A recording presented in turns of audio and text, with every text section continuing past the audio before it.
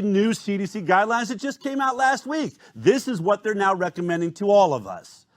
Those exposed to the virus are no longer required to quarantine. Can you believe this? If you're around people that are sick, don't worry about it. Go back to work, go back to school, forget about quarantining at home. Unvaccinated people now have the same guidance as vaccinated people. Oh, wow. Finally, they're admitting, I suppose, that being unvaccinated and having caught the virus is the same as having had the vaccine, although it's not. The unvaccinated have much better immunity. Students can stay in class after being exposed to the virus. So we're not really worried about schools, we're not worried about teachers, any of that. Go back to business as usual. Forget that there's a virus out there. And it's no longer recommended to screen those without symptoms. We're giving up on the entire fear-driven basis of the asymptomatic carrier being the greatest threat to the world.